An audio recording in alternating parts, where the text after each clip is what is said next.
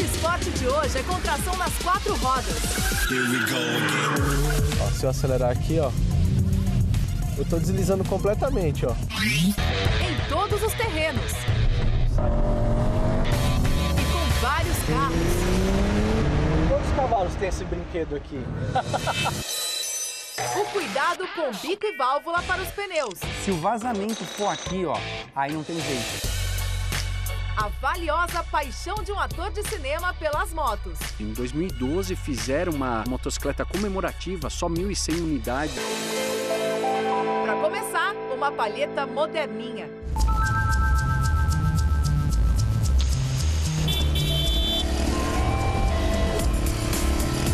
Situação desagradável. Para a água acertar o alvo, uma nova solução. Os esguichos que ficavam aqui, agora estão aparecendo pela haste da palheta. Nesse modelo, são vários os furinhos de ponta a ponta da palheta. Em outros, vai um esguicho no braço. Às vezes, até mais de um. Olha, os jatos são bem suaves. A gente até tem dificuldade de perceber que está saindo a água, só nota pelo vidro molhado mesmo. Bem diferente dos jatos que a gente está acostumado, hein? Esse novo projeto é mais compacto e economiza água. A mangueira vem aqui, ó. Isso aqui vai para o compartimento de água, né? Vem aqui pela mangueira, né, a água, e passa aqui para esses esguichos. No esguicho tradicional, Vem a mangueira, por dentro, ela passa aqui. Ó, a gente vê saindo daqui, vem até o tanquinho. E vem até o reservatório. Aí não precisa mais dos 3 litros de água. Economiza até 50%. Então, ele, além de reduzir a quantidade de água, melhora para o meio ambiente e ainda reduz o peso do carro. É menos peso, melhor consumo de combustível. Vamos ver a diferença dos dois sistemas? Sujamos o para-brisa com essa pasta de poeira usada para testes industriais. O esguicho na haste limpa mais rápido, com menos água e, como são fixos, sem a necessidade de regulagens. Na estrada, o vento também vai interferir menos. E aí, como a água é espalhada de maneira mais uniforme, também vai reduzir o ressecamento nas borrachas. O esguicho dele não é direcionado num único ponto, então ele vai se espalhando conforme o movimento da palheta. Em modelos como esse aqui, tem limite de esguicho. Não adianta ficar acionado muitas vezes, que uma hora vai parar de sair água, olha só.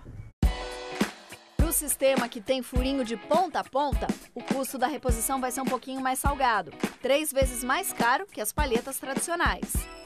E a troca dessas palhetas também super simples, igual às convencionais. Mas enquanto a tecnologia não se populariza, vale a pena manter o esguicho bem regulado. Alguns é aqui pela lateral. Dependendo do carro, uma agulha ou um clips aberto podem ajudar. Só colocar aqui e ir testando se é melhor colocar mais para cima ou para baixo. Ó, só não usa palito de dente, porque ele pode quebrar e entupir a saída. Dirigindo é praticamente impossível perceber, mas as placas de sinalização, elas mudam de tamanho de acordo com a velocidade da via. Essa aqui, por exemplo, tem 1,20 m. Essa aqui é bem menor, tem 60 centímetros. Quanto maior a velocidade, maior a informação. Elas precisam ser maiores para se adequar ao tempo de leitura do motorista. Quanto mais o ponteiro subir, maior a chance da sinalização passar batido. Olha só o que está escrito nessa placa. À medida que a velocidade do veículo aumenta, a visão central do motorista vai reduzindo, vai diminuindo. Ele vai demorar mais tempo para conseguir ver a sinalização, né? Ou ele vai perder a sinalização. Se a velocidade é maior e o campo de visão central é menor, a sinalização tem que estar focada exatamente nesse campo central de visão dele. Prioritariamente, as placas elas estão posicionadas do lado direito, mas pela quantidade de faixas de rolamento e o volume de tráfego de caminhões especificamente, as placas são rebatidas para o canteiro central do lado esquerdo, justamente para que o motorista, se estiver encoberto por um veículo maior, ele consiga ter a percepção da informação dos dois lados.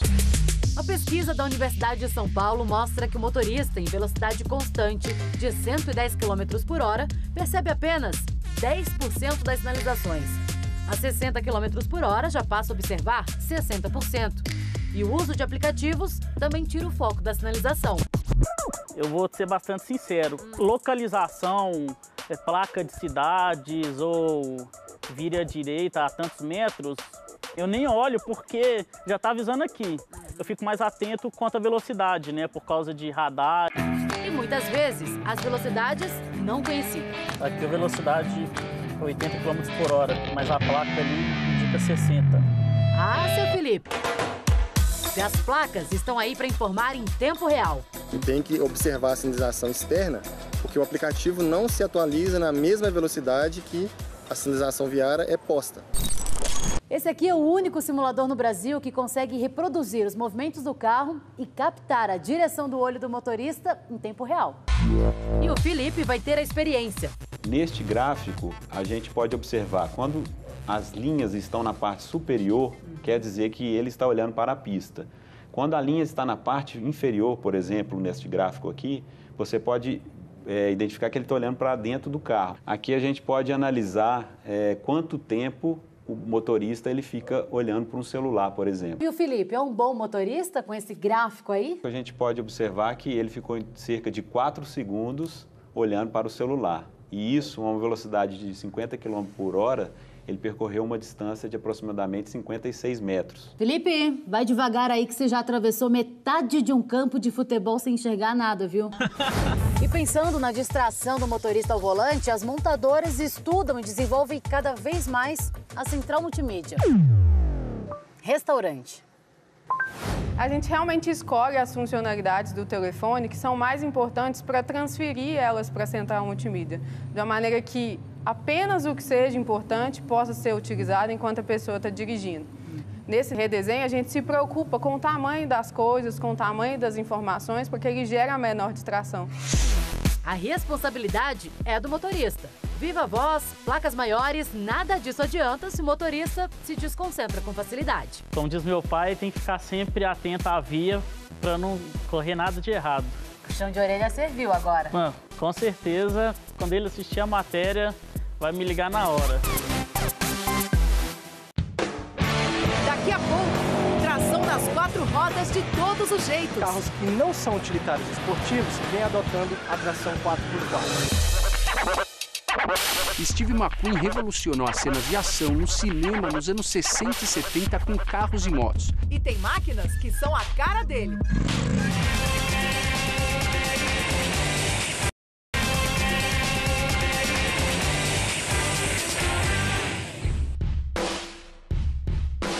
Vou abrir o aplicativo, vou fazer um seguro de automóvel. Personalizar a apólice facilita a vida. Aí eu estou numa tela que tem alguns planos. As coberturas iniciais, que é roubo, furto e incêndio, vou assinalar o carro reserva, ele já calculou o novo valor para mim. É um sistema bem transparente, porque você está vendo e selecionando exatamente o que você quer. Fica muito mais de acordo com o meu perfil do que muitas vezes uma proposta padrão que eu recebo e às vezes acabo nem vendo o que eu estou contratando. Essa autonomia tem feito o seguro online crescer. Eu usaria o assistência bike, porque eu também ando de bicicleta. E quando é preciso, há toda uma estrutura de atendimento, semelhante à das seguradoras tradicionais. Eu entro na plataforma da Use, faço uma cotação e eu vou receber na sequência no e-mail que eu cadastrei. Se caso eu não dê sequência sozinha através desse e-mail, alguém do nosso time vai entrar em contato. Eu quero saber se o cliente ficou com alguma dúvida, se ele tem alguma preocupação, se ele entendeu o que é cobertura, o que é assistência. Ao criar esses modelos, os dados são utilizados de maneira anonimizada e nunca eu consigo identificar uma pessoa individualizada, mas eu consigo entender o comportamento dela sem saber quem ela é. Na hora de usar, a tecnologia também é parceira. Tenho a avaliação do meu veículo aqui já, de acordo com a tabela, tem a definição da franquia, o valor de franquia. Eu achei a plataforma bastante simples de usar, e como tudo hoje, né? O mundo busca por soluções ágeis. Cada vez mais carros que não são utilitários esportivos vêm adotando a tração 4x4. Isso porque, quando a força é aplicada em 4 áreas, dá muito mais controle do que só em 2. Que é o que acontece quando a tração é só na dianteira ou só na traseira. Isso vale para qualquer tipo de piso. Pode ser no asfalto, na terra e até no gelo. Então, não estranhem quando em algum modelo aparecer a opção Snow, significa neve. Ela atua em situações de baixa aderência. Claro que a menos de 10 graus centígrados é bem útil. A gente está na cidade de Arvidsjaur, na Suécia, que tá difícil de pronunciar porque tem muita consoante. Aqui no verão é um lago, mas no inverno vira uma pista de teste para as montadoras e um circuito bem bacana para a gente dar um rolê. Nesse caso aqui, para aumentar a tração do Audi S4 em teste, um segredinho. Olha esse pneu de inverno, ele tem vários cortes aqui nos sulcos para gerar temperatura mais rápido. E tem essas garras aqui, ó, parece pontas, para não escapar na neve. Ó, se eu acelerar aqui, ó. Eu tô deslizando completamente, ó. Nos modelos modernos, a tração nas 4 rodas tem uma eficiência impressionante por causa da eletrônica. Quando você começa a acelerar, imagina que a transferência de peso vai toda para a traseira e você perde um pouco de força, né, no pneu dianteiro para que ele tenha aderência. Então o carro percebe que ele tem que enviar mais tração, ou seja, mais torque, né, mais aderência nas rodas dianteiras, e ele muda a tração, tendo mais eficiência na dianteira do que na traseira. Como o brasileiro caiu de amores pelos SUVs compactos, as marcas trataram de cuidar das versões 4x2, mas com a opção de tração nas 4 rodas. E cada uma tem sua particularidade. Se eu girar uma manopla aqui no meio e colocar, por exemplo, o Sport, ele vai entender alguns parâmetros. Por exemplo, a aceleração, o jeito que eu uso o volante, vai dar mais tração na dianteira ou na traseira, vai dar mais resposta de acelerador para eu conseguir sair dessa situação. Tanto o Suzuki S-Cross como o Mitsubishi ASX apostaram no bloqueador de diferencial, curso a mais para evitar que o carro patine demais ou atole. Posso parar o carro, colocar o lock, que é nada mais do que o diferencial traseiro bloqueado, então as duas rodas traseiras estão tracionando conjuntas, né, bloqueadas, para eu sair de, por exemplo, um lamaceiro ou uma areia um pouco mais fofa. E a eletrônica pode cuidar de tudo. Essa versão do EcoSport, ela é tração integral. Não existe nenhum tipo de botão aqui dentro para acionar o sistema. São vários sensores espalhados pelo carro que fazem esses cálculos e entendem se você precisa de tração 4x2, ou seja, só as rodas dianteiras, ou tração 4x4, as 4 rodas em tração. Ele vai usar o controle de tração, o de estabilidade e esse sistema para entender se é necessário acionar as 4 rodas.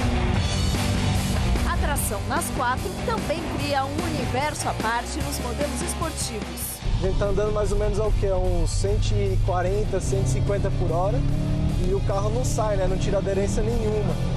Esse curvão aqui é legal também, ó. Olha, ele sai sozinho, não tá nem no freio. O Pedro já percebeu o que muda. A tração traseira, eu não sinto muita segurança na curva, principalmente. Tá. E esse carro é totalmente diferente. Ele tem uma aderência na curva incrível, assim. Agora, olha só na tela o que é possível ajustar no carro. Então a gente tem aqui o Sport, né? Que ele cria como se fosse um mapa de bloqueamento, né? De deslizamento ali do diferencial para que ainda deixe funcionando as 4 rodas ali tracionando um pouco independente. O Sport Sharp aqui, que seria o mais arisco, né? Digamos assim, a gente tem um diferencial que já está respondendo mais rápido, ou seja, ele vai patinar mais as rodas. E a gente ainda tem uma seleção aqui de quanta intensidade a gente quer do diferencial. Olha que bacana.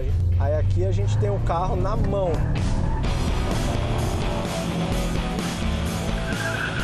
Mais emoção? O Nissan GT-R é um dos modelos mais rápidos do mundo. E esse é preparado. O normal já faz de 0 a 100 2,8 segundos. Esse aqui está fazendo de 0 a 100 2 segundos. O GT-R normal ele tem um motor 3,8 V6, né? Esse GT-R está com motor 4,4 V6.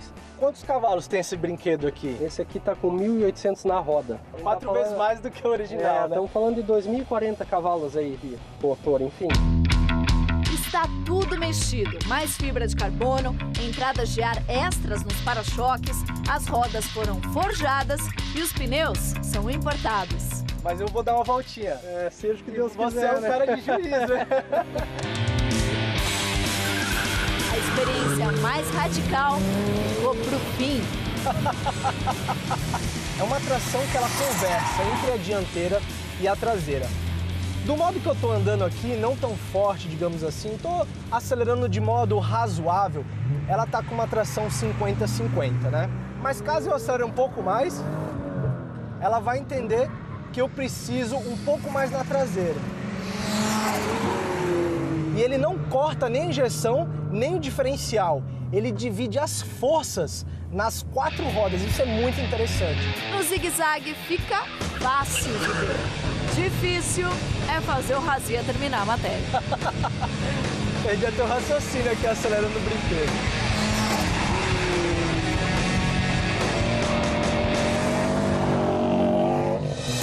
O Auto Esporte volta já. A valiosa paixão de um ator de cinema pelas motos. E se o pneu está murcho, pode não ser um furo. Acaba trincando, rachando, aí não tem jeito.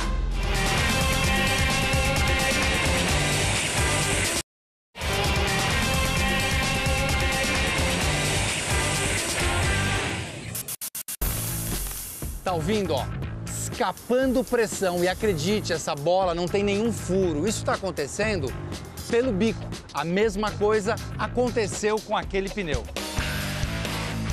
O carro é do Wellington. Antes de vir para a oficina, ele já sentia a diferença de calibragem dos pneus. Como não havia furos, a solução foi outra. Trocamos a válvula. Isso já há algum tempo? Não, faz umas 2 semanas. Entendi. E agora você encontrou o pneu murcho de novo. Quantos quilômetros esse carro tem? Tá com 86 mil. Então corre o risco desse bico tá aí a 86 mil quilômetros. Pode ser. Onde está o vazamento? Na oficina, o diagnóstico é rápido. O bico tá rachado aí, né? O bico tá rachado. Então, aqui tem que ter a substituição do bico. É um problema muito comum. A borracha resseca com o tempo. Ele já vai rompendo aqui. Ele vai rompendo e aí, o que é pior, né? Muitas vezes ele não faz toda a vazão do ar de uma única vez, ele vai fazendo isso de forma gradativa. E aí o proprietário do veículo muitas vezes não percebe e acaba rodando com um pneu com uma pressão inferior ao recomendado. Tem uma coisa que também é interessante, é que todas as vezes que você vai fazer esse movimento aqui, ó, de tirar a tampa de válvula para fazer aquela cheque de pressão semanal ou quinzenalmente, você acaba forçando o bico. Outra causa de vazamentos é um defeito na válvula. Esse aqui é o bico, essa a tampa que protege a válvula. No núcleo da válvula você tem uma agulha. Quando você vai encher o pneu, calibrar, você aperta essa agulha, ela abre no fundo aqui, que é por onde o ar vai entrar. Mas se o bico estiver desprotegido, vai entrar impureza aqui. A hora que você retornar essa mola, ela vai travar esse fechamento aqui com a impureza, impedindo que ele vede perfeitamente. E aí você tem um vazamento pela válvula do bico. Por isso a tampinha é tão importante. Sem ela, até xixi de cachorro pode abreviar a vida útil da peça. Ele acaba jogando os próprios detritos para o paralama. Então isso aqui torna-se um grande atrativo, porque os cães são 65% olfativos. Então isso nada mais é do que um atrativo para eles fazerem o xixi, entendeu? A reação química ali estraga o funcionamento da válvula. Nem sonhava que quando o bico tá sem a tampa, o pneu acaba vazando, oxida e podem ter outras implicações mais graves para o meu carro. Ariana tá com pneus novos e pega carona na dica. Toda vez que for trocar pneu, troque o bico. Aí, moleque, é isso aí. O kit com válvulas e bicos novos varia entre 10 e 15 reais. Simples, barato e evita surpresas.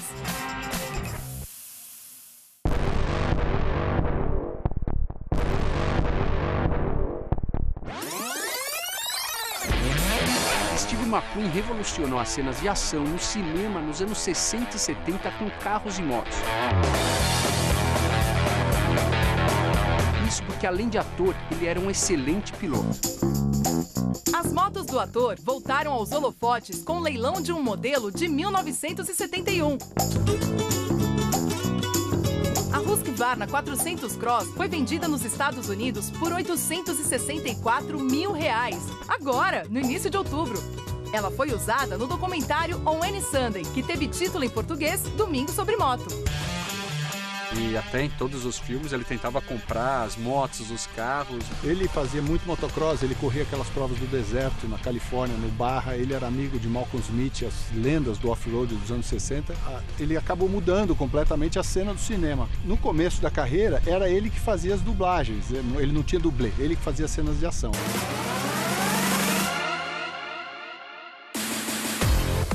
Nas competições de cross, a sueca Husqvarna dominava a cena. A empresa, fabricante de armas desde 1689, entrou no ramo das motos em 1904. Esse aqui é um exemplar de 120 cilindradas de 1951. Apesar de ser uma moto de rua, você olha pelas características dela, motor 2 tempos, uma moto de performance, pequena para uso urbano, mas já tinha esse DNA. Cheia de classe, com paralamas alongados e um quadro muito bem desenhado, aguentava o tranco. Hoje, a aposta no off-road tem mais tecnologia e com foco nas competições de motocross. Essa é a FX 350, partida elétrica, controle de tração, de potência e um curso de suspensão para bons saltos. Imagine um ator com uma dessas. Ele tinha Husqvarna para algumas competições, mas acho que a grande paixão dele foi a Triumph. Tanto que no filme Fugindo do Inferno, ele roubava uma motocicleta do exército alemão, teria que ser uma BMW. Ele maquiou uma Triumph para aquela cena, porque ele pulava por cima dos arames, e com isso a marca relembra ele até hoje. Em 2012 fizeram uma motocicleta comemorativa, só 1.100 unidades como essa daqui, e que era assinada com o nome Steve McQueen, relembrando essa cena. A Triumph fez fama como a moto dos soldados ingleses da Primeira Guerra, mas nesse modelo seguiu na linha das motos alemãs que apareceram no filme. O farol redondo é marcante. Essa é uma cena curiosa, porque ele não podia fazer com a câmera rodando a cena do salto. Então ele levou para lá um grande amigo dele, com quem ele competia e fazia dupla no off-road.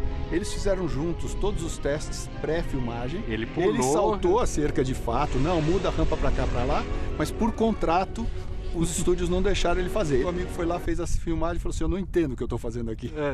Você acabou de fazer.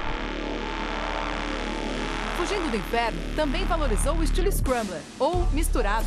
As adaptações e improvisos feitos para andar na terra foram absorvidos pelo fabricante inglês.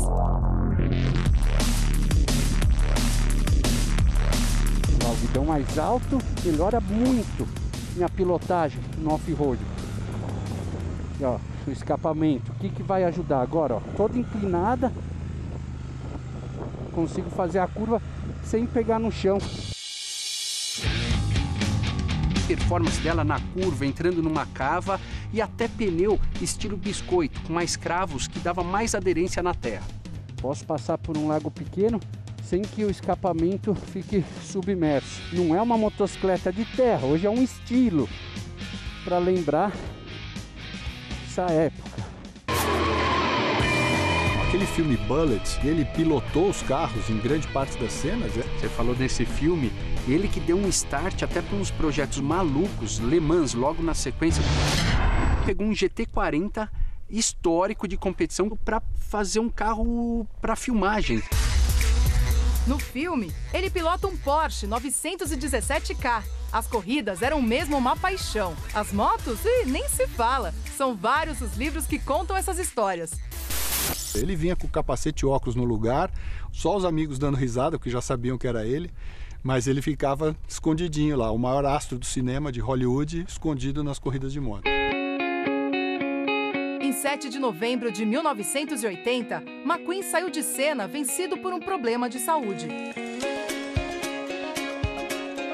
Mas até hoje é referência para quem gosta de cinema, carros e motos. Um bom domingo e boa semana!